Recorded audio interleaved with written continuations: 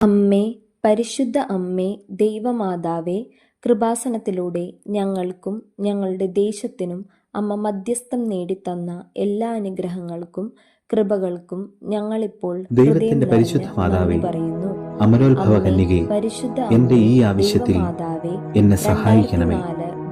സമുദ്രതാരമേ, ഇപ്പോൾ സഹായിച്ച് എന്റെ മാതാവാണെന്ന് കാണിക്കണമേ.